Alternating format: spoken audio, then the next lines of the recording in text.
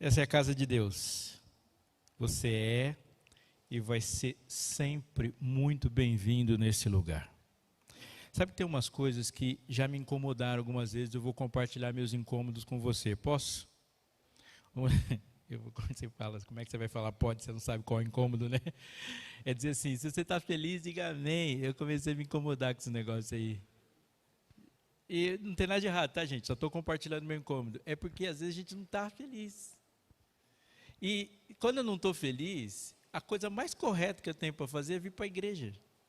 Porque quem não está feliz precisa de um refúgio. E aí chegar aqui, está todo mundo feliz. Eu falo, isso aqui é lugar aí, só lugar de gente que vem quando está feliz. Quando você faz tudo errado, é para cá que você tem que vir. O dia que você está triste, é para cá que você tem que vir. Do dia que você estragou tudo, você tem que vir para cá. Porque é debaixo das asas que a gente encontra. Esse aqui é um lugar que Deus marcou um encontro. Você lembra daquela história de Moisés conversando com Jesus na sarça? Se sim, fala que sim. Dá para fazer perguntas sobre essa história? Você sabe ela de cor? Sim. Quando Moisés chegou lá, qual é a primeira frase que ele escutou? Moisés, tire sandália dos seus pés. Por que ele tinha que tirar a sandália dos pés? Porque o lugar era santo. Concorda? Se sim, diga amém. Por que o lugar era santo, portanto? Porque Deus estava lá. E por que Deus estava lá? Deus estava lá para quê? Para falar com Moisés. Então, se Moisés estivesse lá nas montanhas do Nepal ou na Cordilheira dos Andes, outro lugar teria sido santificado. Não que Moisés santifica os lugares, mas Deus santificou o lugar só para ter um encontro com Moisés. Moisés não santifica lugar nenhum, como eu também não sou capaz de santificar nada e você também não. Esse lugar que você está é santo? Amém, é claro que é santo. Mas por que ele é santo? Porque você veio? Não, mas é para você vir. Não é santo porque você está aqui, mas é santo porque Deus separou um lugar para se encontrar com você. Eu não sou capaz de santificar, mas Deus santificou por minha causa. Isso é tremendo. Tremendo, tira o lugar porque eu vim para cá só para falar com você. Eu digo isso e disse isso na oração para Deus e vou dizer para você repetindo. Você pode ter feito 1 milhão de coisas hoje. E Deus estava o tempo todo pensando como Ele olharia bem nos seus olhos e diria para você as coisas que você precisa ouvir, desde a hora que você encontrou. Porque Jesus não fala com multidões. Ele fala com você no meio da multidão. Ele sim tem um plano de salvação para o mundo, mas quando ele fala mundo, ele está dizendo você, porque ele sabe do que se trata. E isso é tremendo. Isso é tremendo. Eu não sei se esses nomes já estão citados, mas eu falando de encontro, eu vi um papel aqui e eu fiquei feliz. Nina, Marlene, Carlos Eduardo, Thaís. Que vontade de fazer você passar uma vergonha, Thaís, mas não vou fazer isso, tá? É porque eu conheço você. Mas você já está com vergonha ali. Agora, Thaís, eu vou fazer isso todo dia. Gustavo e Sirlene. É Sirlene? É Sirlene. Que alegria ter você com a gente. E a gente passou, eu vou dizer uma coisa aqui que eu não combinei com eles, mas nós estamos aqui há algumas semanas pensando no dia que eu ia citar esses nomes, da alegria de você ter aceitado o convite, e é uma honra falar com você, porque a gente pensou muito sobre isso. Há alguns anos atrás, isso foi no verão de 2006, dezembro de 2006, comecinho de 2007. Eu estava passando pela experiência da colportagem. Alguém aqui já colportou? Levanta a mão. Você, colportor, sabe do que eu vou dizer, assim que eu dizer umas frases, mas eu vou explicar umas coisas. Colportagem, a palavra colportagem, ela é de origem francesa. Significa literalmente carregar no pescoço. O que o colportor carrega no pescoço? Livros. É um exercício de pregar o evangelho, entregando literatura que salva na casa das pessoas. Há uma boa parte, uma das maiores concentrações de colportores estudantes está nesse país, que sustentam seus estudos com colportagem. E eu estava fazendo isso, matriculado, primeiro semestre de teologia, indo lá, e aí eu bati numa casa, ofereci os livros, falei, e quando eu estou saindo da casa, colportor, saindo da casa, ele pergunta o quê? Qual é o nome do vizinho? Quando eu falei isso, a mulher que eu bati na casa dela levantou os olhos, olhando para mim assim e falou, você não vai fazer isso. Falei, isso o quê? Ir na casa do vizinho. Eu falei, como é o nome dele? Ele falou, não, eu não vou nem falar o nome dele para não te encorajar. Não faz isso, não faça isso. Acredite em mim, você é um menino de Jesus. Não vá lá. E eu desci, saí, eu agradeci pela recomendação. Ela não disse o nome e eu fui lá. Bati, ele olhou para mim e falou, vai vender alguma coisa? Aí eu disse uma coisa que o portão eles falam. Eu falei, vender é a última coisa que eu vou fazer na sua casa. E claro, eu ia fazer tudo antes, vender e ir embora. Era a última coisa mesmo. E aí, ele falou, então entra.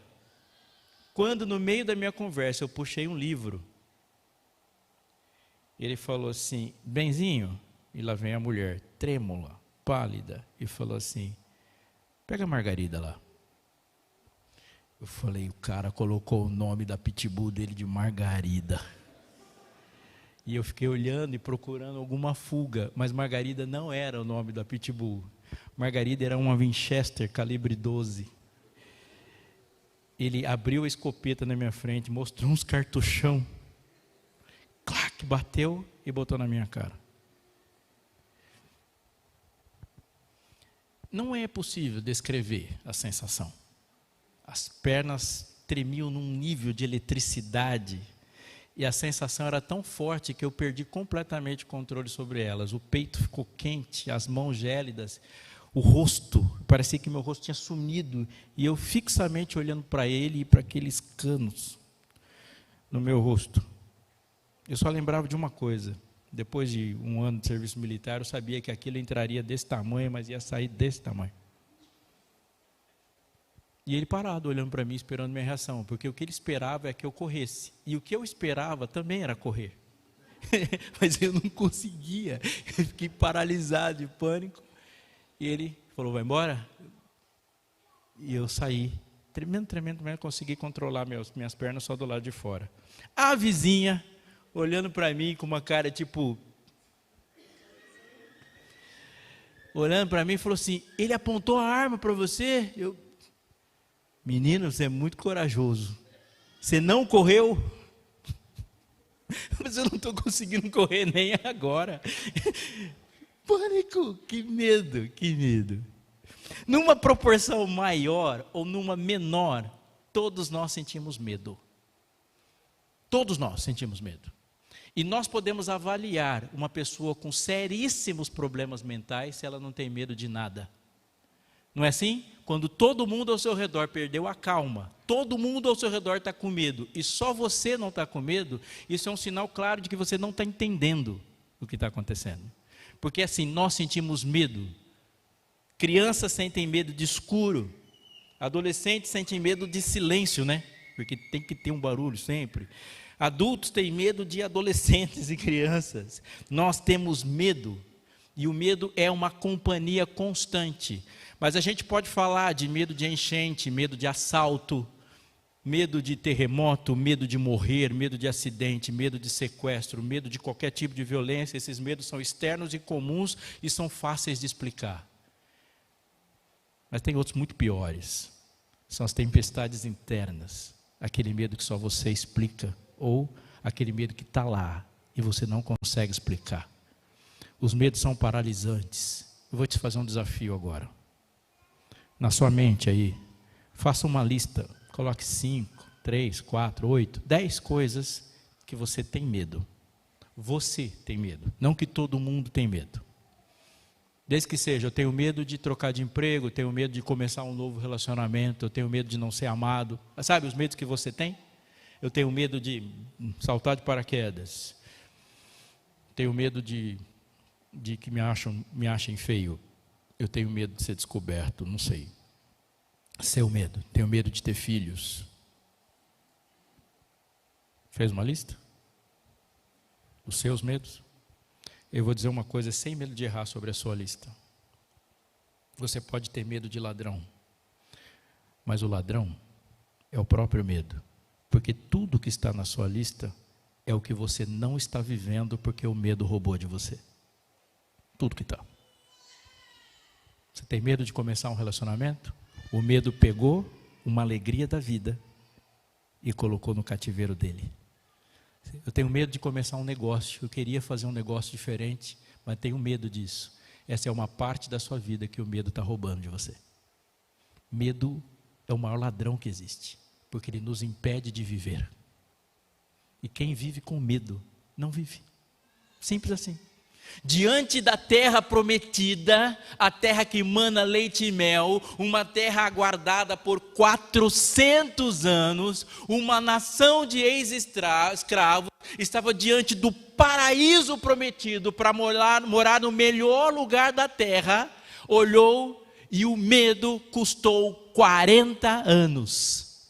E nenhum deles, os que saíram do Egito, atravessaram o mar, viram o monte estremecer, comeram do maná que caiu do céu, experimentaram uma extraordinária experiência com Deus na porta de Canaã. O medo custou tudo e o medo roubou deles a vida.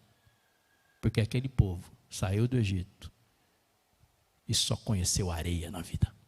Porque o medo tirou tudo deles. O medo é o maior ladrão que existe. Quando você olha para a sua Bíblia, você vai perceber uma coisa: o pecado começa. E a gente pode esperar de cara um assassinato, de cara uma traição, de cara uma mágoa, de cara um roubo. Mas a primeira coisa que acontece, a Bíblia não descreve nenhuma folha murchando. Ela não descreve um espinho nascendo, ela não fala que naquele momento o céu ficou cheio de nuvens densas. Não é isso que está escrito lá. A primeira coisa descrita a partir do efeito do pecado é fuga, vergonha, culpa e medo. É a primeira coisa que aconteceu. E é tão real nesse capítulo 3 de Gênesis, que o medo será o companheiro da humanidade. Quantos semestres você já viveu sem ter sentido nenhum medo? Quantos meses?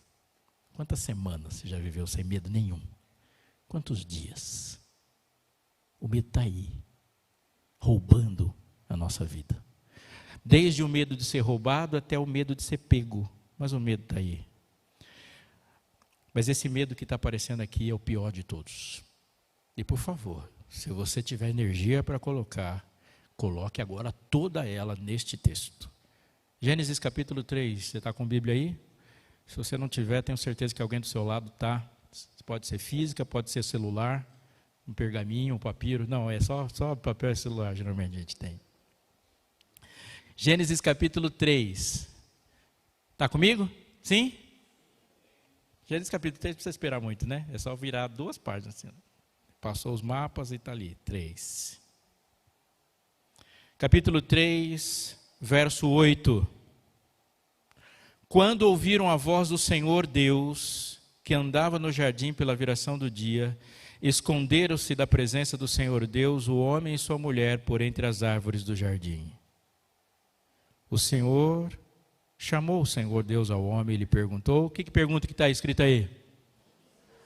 Onde estás?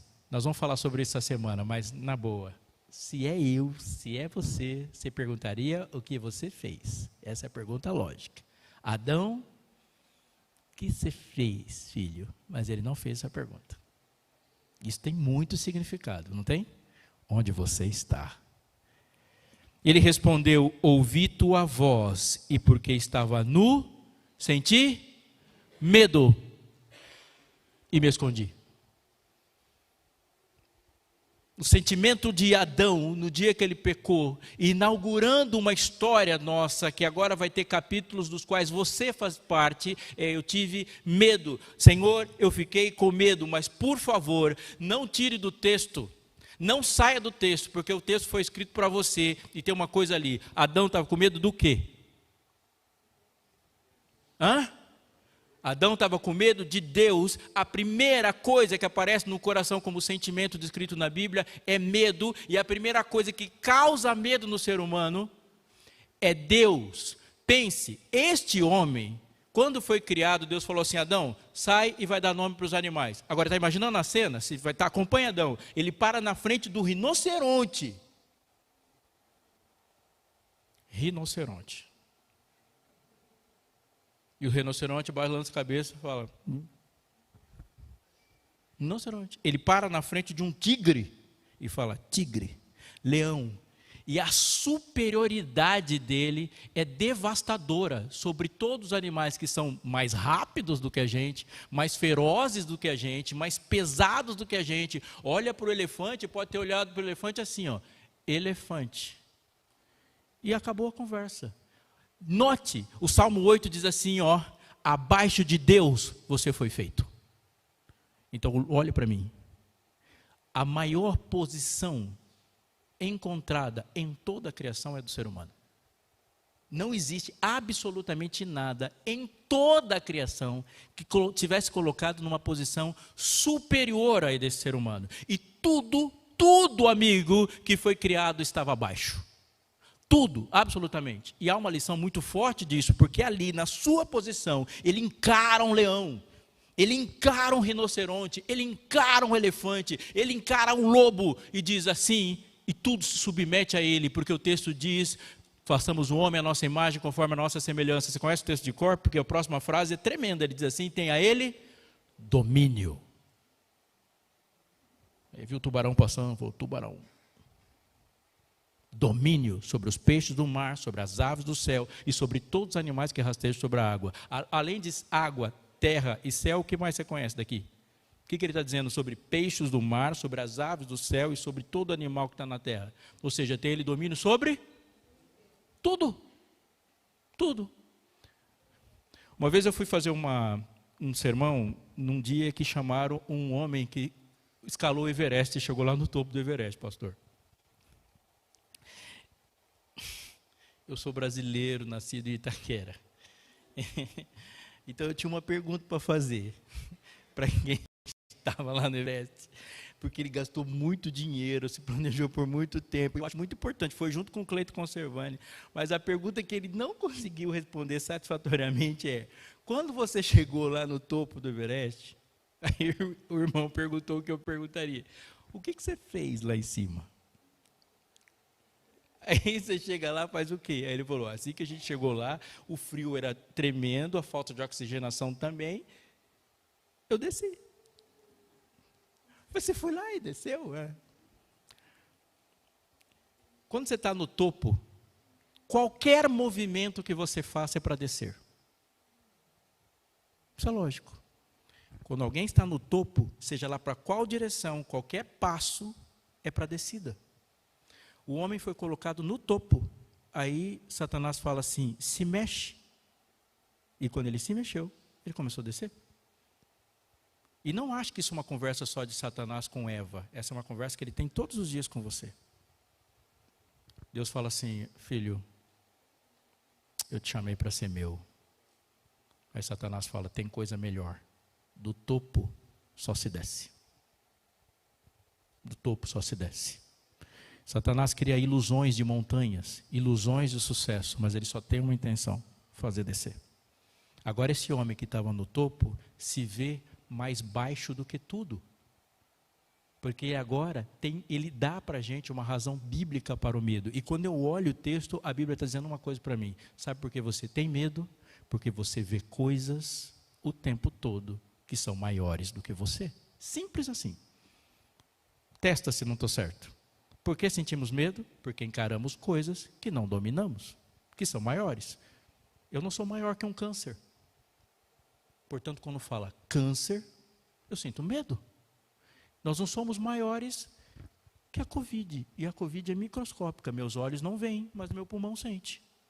E porque aparece um vírus e a gente sente o quê? Medo, porque é maior que eu.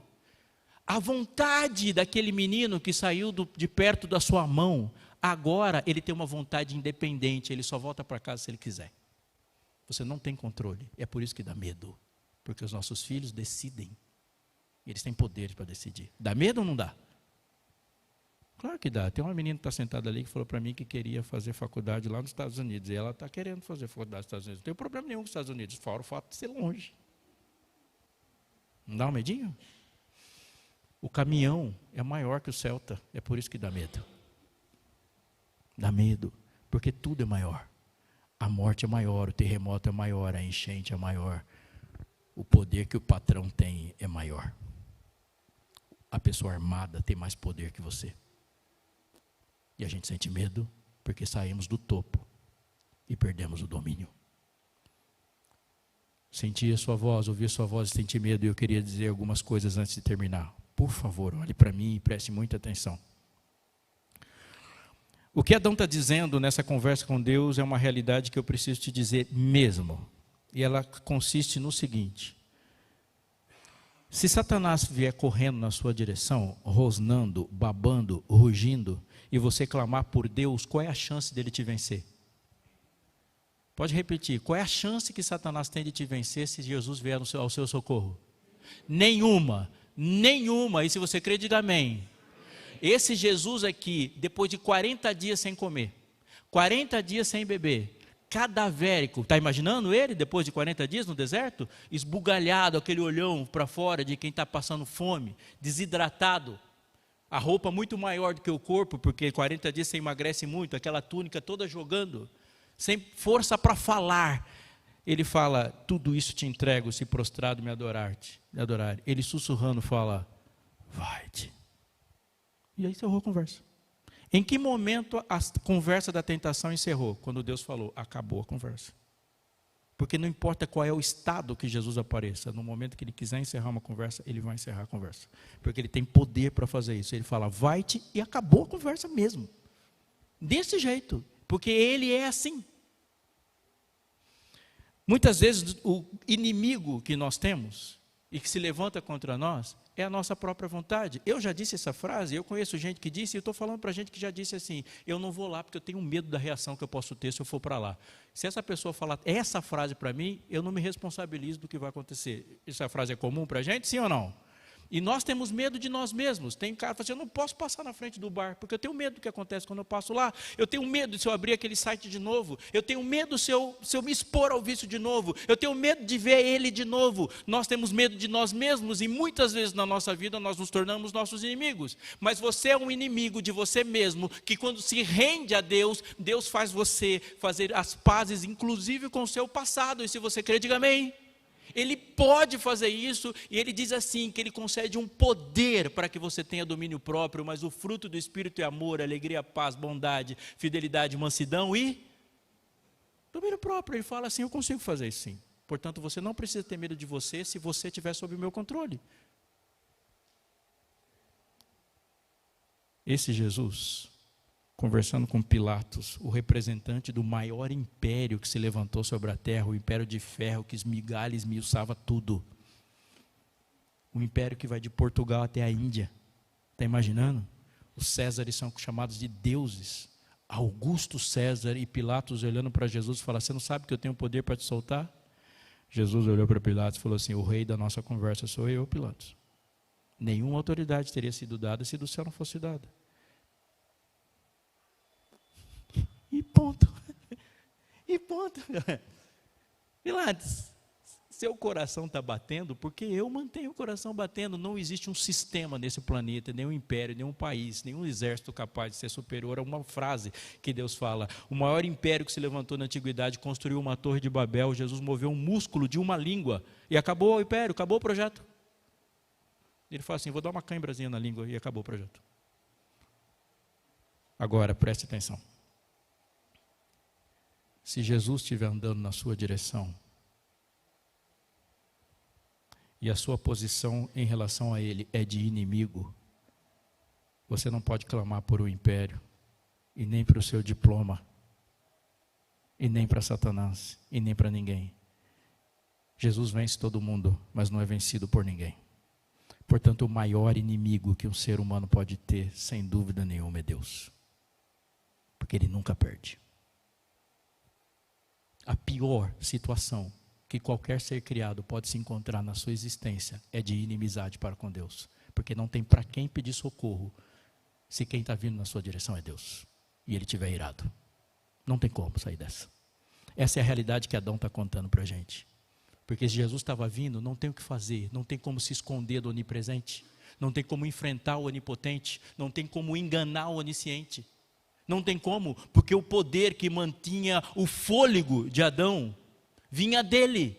Ele não precisa nem te alcançar. Ele fala, eu ouvi a sua voz e senti o som da morte, porque eu não posso te enfrentar. E não adianta cobrir com folhas, ele vê tudo, ele sabe tudo, ele está vindo na direção. E o que é catastrófico é quando Paulo fala, quando Pedro escreve, quando todos os profetas confirmam: vós éreis inimigos. E essa é a posição que o pecado coloca, de oposição. E é óbvio que o medo dele é justificável. E lá vem Jesus, na sua direção. E Adão sente medo e se esconde. A segunda coisa que eu vou dizer, eu quero dizer, lendo um texto que se aplica profundamente a essa história, onde você está. Onde você está. Jesus caminha na direção, a voz dele ecoa, e quando a voz dele ecoa, alguma coisa acontece, e isso é um texto para medrosos. Um texto para quem se esconde, um texto para quem se sente pequeno. E eu queria terminar com você vendo uns detalhes dessa história. Evangelho de Mateus capítulo 14. Um mestre, um salvador, passos na direção de um pecador, e pessoas se escondendo, e pessoas com medo. E uma solução extraordinária. Mateus 14. Enquanto você acha, eu queria dizer uma coisa para você. Medo é um sentimento sequestrante, concorda comigo? Ele rouba, ele sequestra. Mas tem uma coisa associada a medo. Você já sabia que quando você está diante de algo desconhecido, chuta aí quanto tempo seu cérebro leva para fazer um julgamento? Você está diante de uma pessoa que você nunca viu, de um beco que você nunca viu, de uma coisa que você nunca viu e que você não sabe se é ameaça ou não. Sabe quanto tempo seu cérebro leva para fazer um julgamento? Eu estou falando julgamento para não falar a palavra preconceito, mas é exatamente isso. Ela leva 1/20 de segundo para fazer um julgamento. Diante de qualquer coisa ou de qualquer pessoa, 1/20 de segundo. Eu bati o olho aqui e já julguei, não deu tempo, já julguei. E isso é biológico. E em 1/20, você bateu o olho, eu olhei assim e falei assim: é amigável, vou sentar perto ou vou sair correndo, vou julgar, vou me proteger, vou xingar. Isso é biológico. O que gera e a maior máquina alimentadora de preconceitos é o medo. E a maior máquina alimentadora de medos é o desconhecido. E o desconhecido só é porque nós não temos noção totalmente e sempre do tamanho que nós temos diante das coisas. Mas há uma outra coisa que também está fora do seu controle. Quando você sente medo, o seu cérebro sequestra tanto o seu raciocínio que você, por exemplo, não controla o fato de que há uma energia maior da sua vida nas pernas. Não é assim? Não treme mesmo as pernas? E por quê? Porque você tomou uma decisão, vou lutar ou vou fugir. E por que o sangue fica concentrado nas coxas e você sente a perna tremendo e energizada? Óbvio, porque o seu corpo está dizendo para você: run. Corra. O sangue flui das mãos e o rosto fica lívido, fica pálido. Tem uma coisa que acontece que você sozinho descobriu. A gente enxerga super mal, porque a concentração vai toda para o ouvido. Mas nós não vemos bem com medo. Não é assim? Você acorda de noite, vai lá no quintal, é um gato que está lá, mas o que você viu foi um Tyrannosaurus Rex. Ele tem uma cabrita, ela não é diferente de um Nelore quando você está com medo. Você vê mal, mas enxerga super bem. Aquele dia que você estava colando com medo, você escutou o lápis arranhar o papel. Com medo, você pisa na folha seca e aquilo já é um estrondo, é estourar de uma bomba atômica. Porque o ouvido é hiperativado com medo. Os olhos ficam ruins e se escuta muito bem. Que é o inverso da raiva. Na raiva a gente escuta super mal, por isso que grita, e vê super bem, por isso que os olhos ficam vermelhos. Não é assim? Quando você está falando, eu não estou gritando. Está assim, você não está nem escutando, porque quando a gente fica com raiva, a gente surdece. Se você associar isso a cansaço, a sua capacidade de decidir diminui muito. Amigo, por favor, em nome de Jesus, atente o que eu vou te dizer. Nós somos uma sociedade medrosa e cansada. E eu estou falando do meu coração para o seu. Somos medrosos e cansados. Porque tudo ao nosso redor sugere isso. Cansa. Somos cansados mesmo. A gente cansa e a gente luta muito para ficar no mesmo lugar. A gente cansa para manter a classe social, a gente cansa de educar, a gente cansa tentando fazer as pessoas gostarem da gente. A gente cansa tentando criar uma imagem que seja uma imagem minimamente apresentável nesse mundo tão consumidor. A gente fica cansado de tanta informação. Dezembro do ano passado eu estava exausto, eu não queria mais escutar gente falando de política, eu estava exausto, cansadíssimo. Não é assim com você também? Medo e cansaço. E tudo cansa. E quando a gente chega a um ponto que consideramos ser sucesso, o cansaço que aquilo vai gerar para a gente ficar lá é enorme. Olhe para esse texto em Mateus 14, olhe se você não está aqui. Mateus 14, do verso 1 até o 12, diz assim: a morte de João Batista. Amigo, nós saímos do Éden e continuamos humanos. Por quê? Porque aquele que os discípulos ouviram. Pensa, aqueles discípulos lá, antes de serem discípulos de Jesus, eram discípulos de quem? De João Batista. Quem falou para os discípulos? Ele é o Cordeiro de Deus que tira o pecado do mundo. João Batista. João Batista viveu a vida que eles foram convidados por Jesus a viver antes. E quando ele morre, o que os discípulos calcularam de imediato? Se ele está andando nos passos que nós fomos chamados a dar, e os passos dele levaram a ser decapitados, e Jesus falava isso para eles o tempo todo: você acha que vão me perseguir e tratar você bem? E quando João Batista morreu, eles viram a própria morte. Então era uma soma de todos os medos mesmo. Porque a morte de João Batista é a tristeza de enterrar alguém amado e saber que aquilo está vindo na minha direção. Isso gera enorme cansaço. Agora olha para a outra parte do texto, do verso 13 até o verso 21. Jesus vai lá e multiplica pão e multiplica... A multidão come. Uau! Amiga, só pensar assim. Eles estavam loucos para fazer de Jesus o maior político de todos os tempos, e ele faz uma coisa que todos os políticos em todos os tempos querem fazer: alimentar a multidão. Quando os discípulos viram aquele povo todo comendo, o que eles falaram? É agora, vai ganhar no primeiro turno. É agora. Aí Jesus dá aquela invertida e fala assim: manda esse povo tudo embora, porque nada dessa história de ser rei, eu não quero ser aceito dessa forma. Eu não sou um padeiro universal. Eu vim aqui para mudar o seu coração, e eu não vou mandar você para o inferno de barriga cheia. Eu vim aqui para salvar você. E quando os discípulos olham e ele recusa-se a ser rei, o que você acha que veio na cabeça dele? Uma coisa que vem na sua e que vem na minha: será que eu fiz a aposta certa? Será que valeu a pena abrir mão de tudo isso? Porque agora eu não tenho mais certeza se era ele mesmo. Não é da gente que o texto está falando? Não é da gente? Porque isso pode acontecer desde o seu primeiro semestre da faculdade, até o investimento que você fez quando você saiu lá da frente do gerente do banco, até você passar por isso no banco dessa igreja. Satanás, ele faz isso o tempo todo. Ele fala assim: será que é? E se não for verdade? E se não for verdade? E se não for ele? Eu vou dizer uma coisa para você. Alguns de nós, se tirar um tipo de coisa da vida, desmonta a vida inteira. Desmonta a vida inteira. Se você tiver dúvida sobre esse tipo de coisa que sustentou suas certezas até agora, o seu nível de cansaço e de medo vai ser devastador. E aqui ele fala: será que é ele? Então Jesus se afasta, e o texto começa no verso 22, que eles estão no barco, e a tempestade era do lado de dentro e do lado de fora. Verso 24 diz assim: entretanto o barco já estava longe, a muitos estádios da terra, açoitado pelas ondas, porque o vento era contrário. Olhe o texto, eu vou ler devagar para você. Entretanto o barco já estava longe, a muitos estádios da terra, açoitado pelas ondas, porque o vento era contrário. Amigo, a tempestade é do lado de fora, mas ela ainda não se comparava com um monte de medos que estavam do lado de dentro. Muitos medos, muito cansaço. Eles eram humanos e dentro do barco, na quarta vigília da noite, ou seja, entre as 3 e 6 da manhã, foi Jesus ter com eles andando por sobre o mar. É a mesma cena, não é? O filho com medo e lá vem Jesus andando. Não é a mesma cena? Eu estou vendo um Éden. Tirou as folhas, colocou água. E olha o que vai acontecer agora.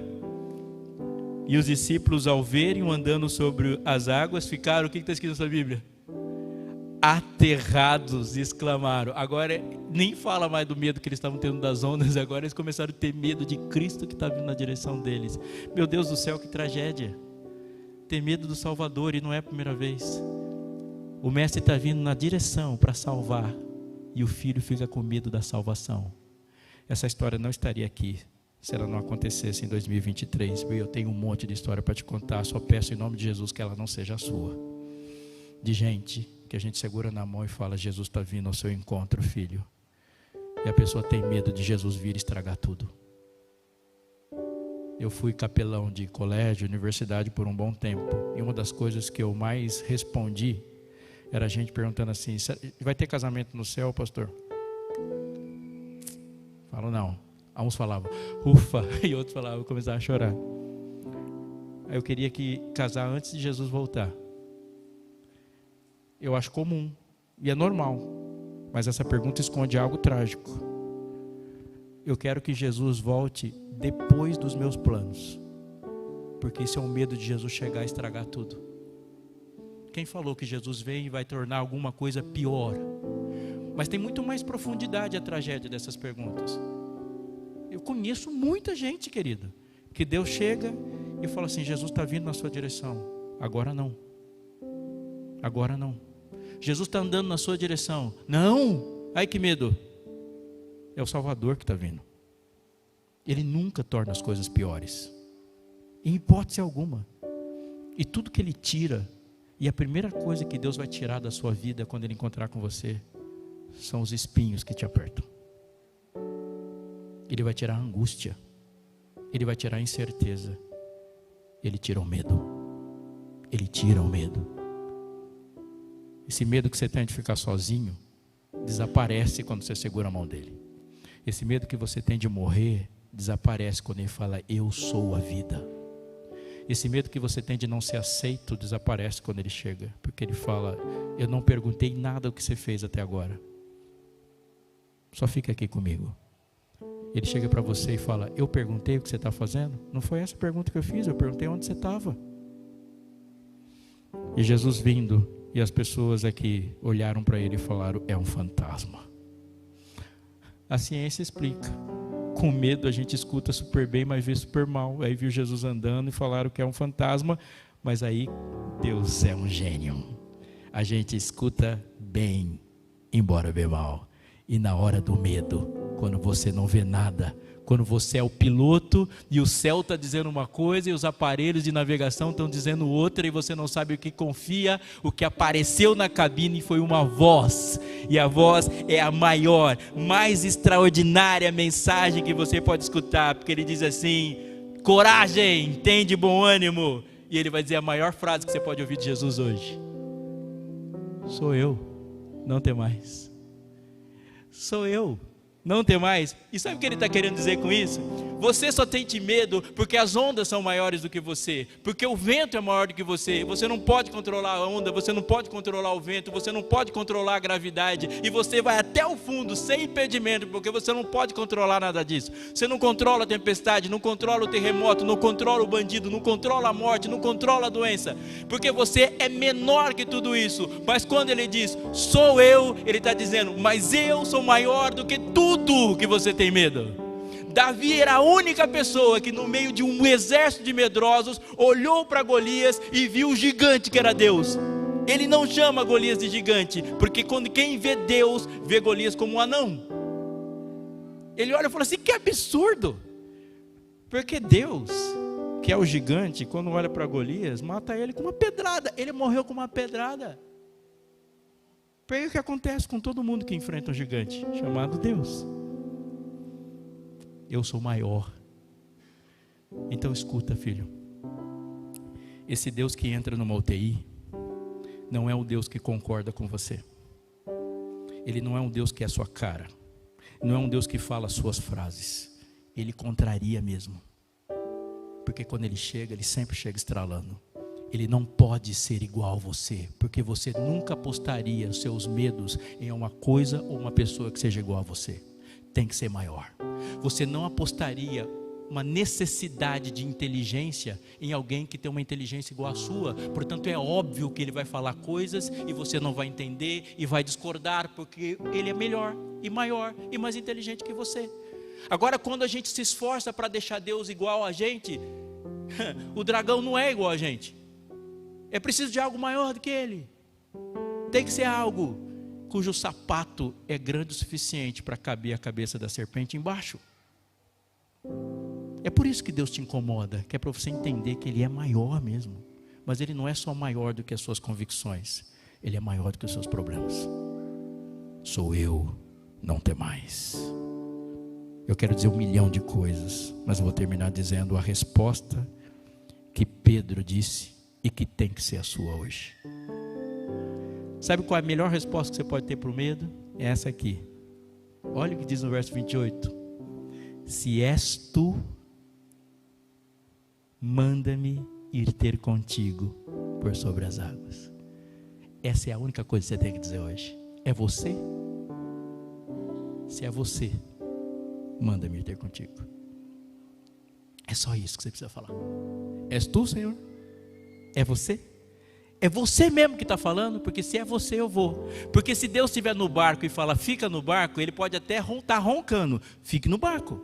Mas se Ele estiver fora, é você, é só isso que você precisa fazer. Quando Ele diga, sou eu, não tem mais, és tu? Então eu vou. És tu? Então eu vou. Um dia alguém estava lá, no conforto da sua casa, e Deus falou, eu quero que você vá para a África, para falar de mim, onde ninguém está falando. Mas, Senhor, eles estão querendo matar a gente lá, mas eu quero saber uma coisa, é você que está falando? Então eu vou. E o Evangelho chegou lá.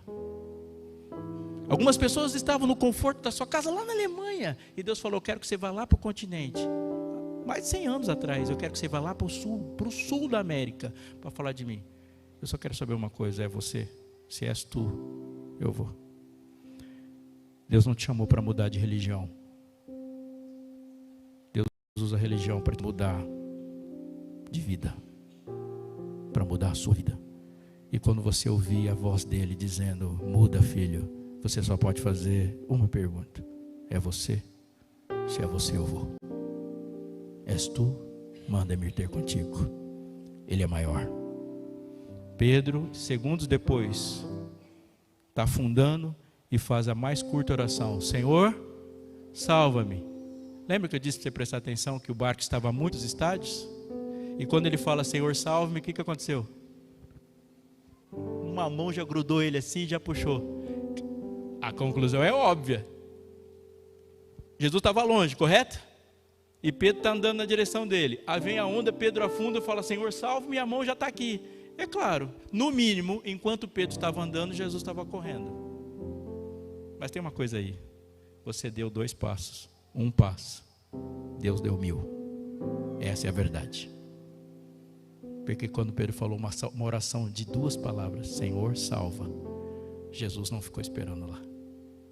Quando você dá 1 passo, Deus já tinha dado 1000 na sua direção. Antes mesmo de Pedro falar, Jesus já estava vindo. Senhor, salva-me. Jesus pega na mão dele, entra no barco. Obviamente tem que dar uma bronquinha, né? Porque duvidou, homem de pequena fé. E tudo se acalma, porque aquele que era maior estava no barco. Eu vou orar por você, com você e no seu lugar. Em especial para você que precisa sair daqui confiando no Senhor. Assim como o salmista falou, confiei no meu Senhor e Ele me ouviu. Você crê? Você crê? Diga amém. O que Deus está dizendo para você, filho, é confia, confia. Eu sou maior do que seu medo. Eu queria que você puxasse todo o ar que está perto de você e junto comigo falasse isso. Eu quero confiar, eu confio no Senhor, porque Ele me escuta, Ele me livra, Ele me salva, Ele é maior do que meu medo, e eu quero sair daqui, e no mínimo eu vou andar nessa direção com medo e tudo. É a sua vontade? Se sim, eu queria que você ficasse em pé, porque é assim que a gente se posiciona. E eu queria orar junto com você, assim, é o jeito que a gente sabe de orar junto nas mesmas palavras. E a frase começa assim, confiei no meu Senhor, Ele me ouviu. Do pecado me livrou, completa. Fala aí, você sabe. Do pecado me livrou, e a vida em mim surgiu. Muitos o verão e temerão. Deus Criador. Bem-aventurado você que confia no Senhor. A Ele a glória e o louvor. Tem amanhã? Confiei no meu Senhor. Se você dá a introdução, eu vou na que você fez. A que você mandar. Me ouviu. Aí, garoto. Do pecado me livrou. E a vida em mim surgiu. Muitos o verão e temerão. Deus Criador da terra e céu. Bem-aventurado, bem-aventurado que confia no Senhor. A Cristo honra, glória e louvor. Por sobre o mar, terra, seja lá o que for, os meus pés guiou no bem.